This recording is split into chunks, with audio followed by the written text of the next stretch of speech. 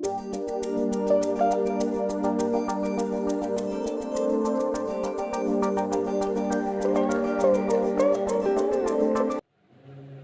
Indonesia, selamat datang kembali di channel Vlog RBW.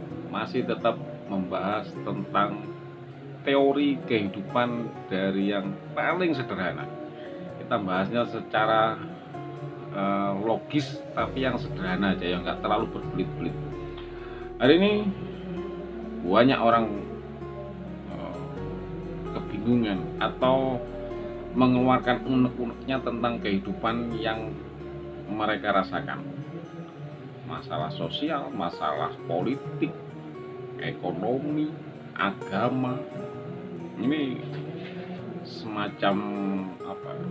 Sebuah keluh kesah, atau mungkin hari ini puncak dari sebuah kegelisahan manusia itu banyak muncul hari ini. Kalau kita menyaksikan kondisi real lapangan, kondisi di medsos itu ramai sekali.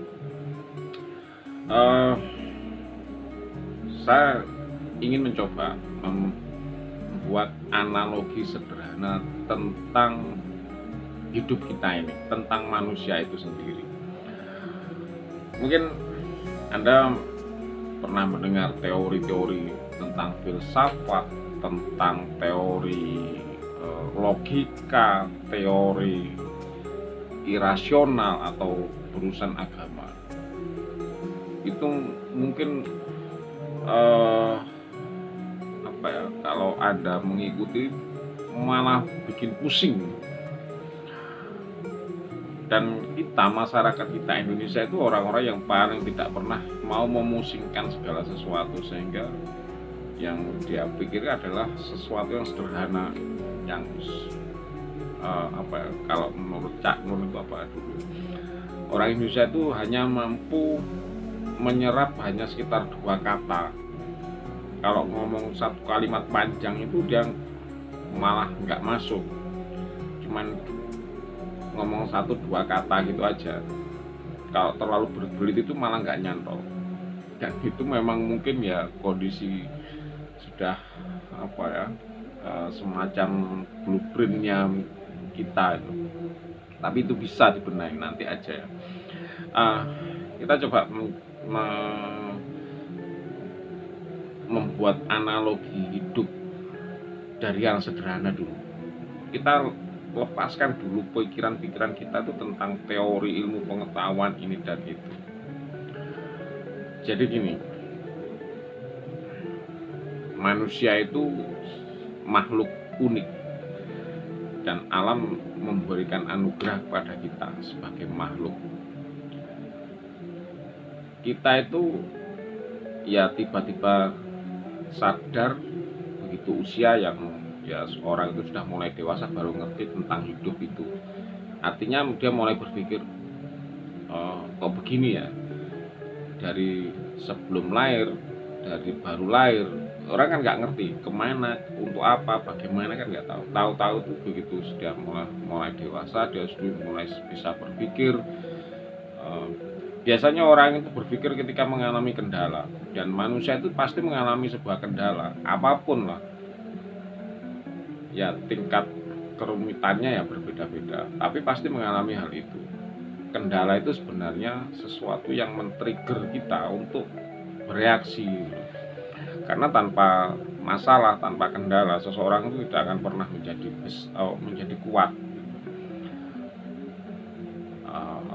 Rasa lapar, rasa sedih, rasa capek itu kan sebenarnya sebagai trigger bahwa kita harus melakukan sesuatu.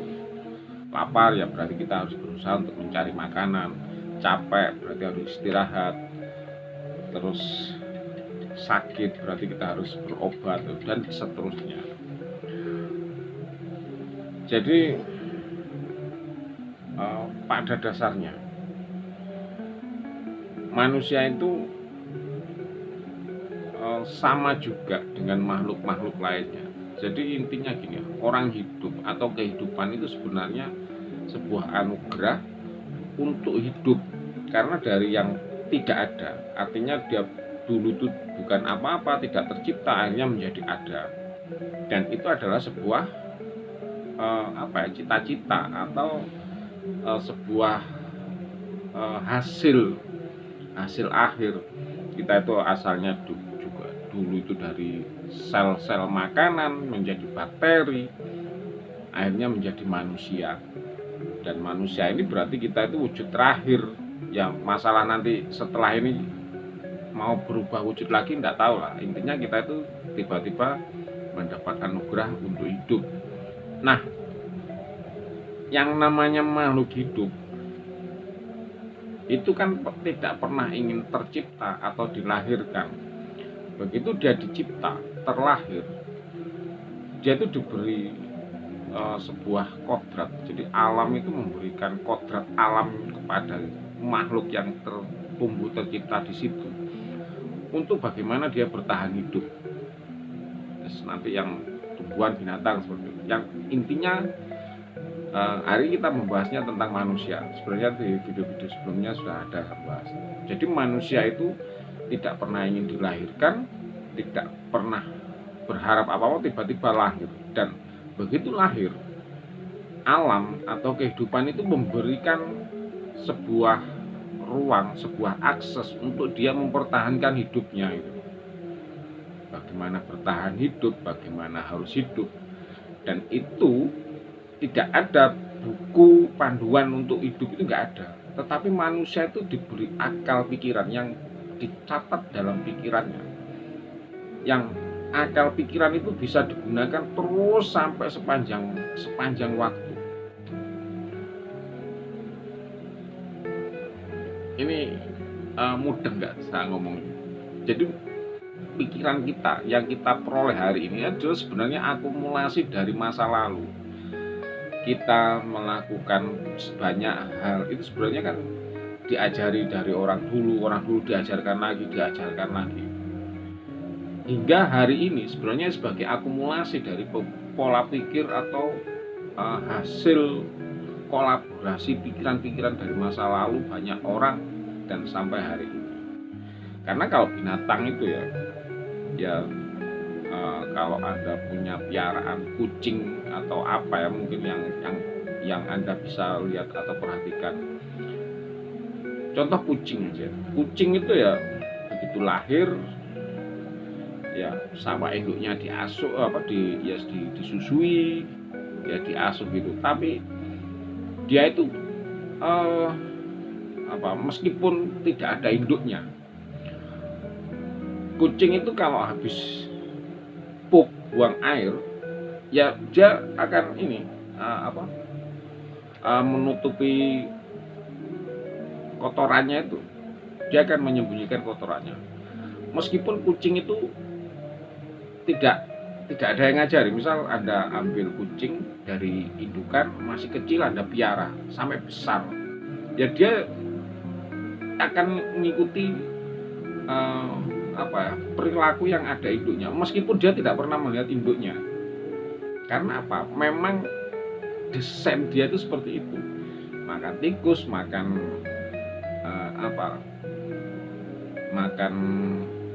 ikan, cara dia membersihkan tubuh dengan menjilat, buang kotoran habis itu ditutup, diuruk, itu nggak ada yang ngajari gitu. Karena memang sudah cetak softwarenya itu sudah seperti itu gitu. Beda dengan manusia. Kita misal saya ini anak orang miskin, yang kalau pola hidupnya orang miskin ya kadang nggak disiplin. Begitu seandainya saya itu diasuh orang kaya, pasti saya juga mengalami perubahan, mengikuti alur orang kaya. Terus atau dibalik, anak orang kaya kan otomatis cara perawatannya, pola asuhnya itu ya pola asuh orang kaya. Begitu dia ditaruh di tempat orang miskin, otomatis dia mengikuti pola asuh yang diikuti orang miskin. Manusia dari golongan kasta apapun lah istilahnya, orang kaya mau orang kaya, orang miskin, ketika dia berbeda lingkungan, berbeda input pembelajaran, ya dia akan mengalami perbedaan juga. Artinya gini, seandainya Anda atau kita itu anak orang kaya yang biasanya pola asuhnya, misal anak orang kaya ada 5, yang 4 ini diatur diasuh pola orang kaya, yang 1 ini dari bayi lahir itu diberikan orang miskin. Ini pola asuh, gaya hidupnya ini pasti berbeda. Karena apa? Lingkungannya berbeda. Meskipun secara fisik jasadnya itu sama, mungkin dari fish-nya atau apa, yang penting ini dijauhkan ya, tidak didekatkan, atau pokoknya ini anak ini nggak tahu. Ya dia akan mengikuti pola asuh yang pada orang tuanya yang kondisi miskin tadi. Berbeda dengan saudaranya yang orang kaya. Beda dengan binatang gitu. Kucing itu meskipun ada diasuh dengan induknya, nggak diasuh dengan induknya, ya dia akan memiliki pola seperti itu. Atau binatang-binatang apapun, kebiasaannya apa ya, dia mengikuti blueprint yang tercetak di dalam program si binatang itu. Ayam meskipun nggak ada induknya, atau itik itu malah kadang itik itu tidak ditetaskan oleh induknya, kadang ditetaskan itu ikut ayam kadang. Jadi biasanya induknya di daratan, anaknya masuk ke air, padahal induknya itu di daratan. Tetapi karena cetak dari itik itu di air, ya dia begitu ada air ya dia akan berenang. Ayamnya nggak bisa. Ini buahnya contoh-contoh seperti ini. Nah, kembali lagi ke kita. Jadi kita hidup itu berdasarkan input pembelajaran yang ada atau yang dimasukkan ke dalam pikiran. Kita hidup untuk bisa mempertahankan hidup kita harus melakukan sesuatu. Baik itu bekerja, berperilaku di masyarakat, ya karena gini, orang itu kan sosial. Kalau dia tidak belajar bagaimana menghadapi sosial, ya nanti dia juga akan, ya misal nggak ngerti di lingkungan, tiba-tiba dia arogan, ya otomatis dia berhadapan dengan banyak masyarakat, ya mungkin bisa dipukuli loh kalau dia nggak punya tata krama masyarakat, tata krama sosial gitu loh. Meskipun yang namanya tata krama itu juga menganut situasi dan kondisi. Dimanapun orang memiliki tata krama, meskipun caranya berbeda. Meskipun orang luar negeri ya juga, orang-orang bule juga atau Eropa juga punya tata krama, tetapi ya berbeda dengan tata krama kita di sini. Nah, orang bisa hidup itu kan harus ada input pembelajaran yang dimasukkan ke dalam pikirannya, supaya dia itu bisa bertahan hidup sampai hidupnya itu ya tidak lagi hidup, semampu tubuhnya itu untuk bisa hidup. Nah, input inilah, masukan pikiran inilah yang hari ini bertebaran di sekitar kita, yang akhirnya kita itu yang seharusnya jalan untuk hidup seperti ini seperti itu malah enggak, berbenturan ini dan itu, sehingga akhirnya menjadikan sebuah problem kemasyarakatan, problem sosial, terus akhirnya menjadi problem secara politik, akhirnya dipolitisasi, akhirnya menjadi problem politik, problem sosial karena banyak, terus akhirnya tidak bisa pekerjaannya menjadi problem ekonomi. Dan itu yang hari ini kita semua harus menyadari, bagaimana memasukkan input ke dalam pikiran kita agar kita itu hidup jauh lebih baik, tidak tidak berbenturan antara satu dengan yang lainnya. Justru seharusnya kita hidup itu saling menguatkan antara satu dengan yang lainnya, harus menjadi satu kelompok-kelompok yang saling menghidupi. Saling menghidupi bukan berarti saya punya uang dikasihkan ke orang, atau kita itu harus meminta dari orang yang duitnya banyak, ya bukan itu juga. Saling menghidupi artinya kita saling melengkapi antara satu dengan yang lainnya. Ada kerjasama tentang pekerjaan, kerjasama tentang sesuatu hal yang baik, dan itu didapat dari sebuah input masukan ke dalam pikiran, atau garis besarnya pendidikan atau sekolah, baik itu sekolah di dalam masyarakat, di dalam keluarga, atau sekolah formal yang ada saat ini. Oke, demikian video kali ini, semoga diterima, semoga dimengerti. Nanti kita lanjut lagi pembahasan yang jauh lebih detail atau lebih spesifik. Terima kasih, tetap semangat untuk menjadi Indonesia yang jauh lebih hebat di masa depan. Oke?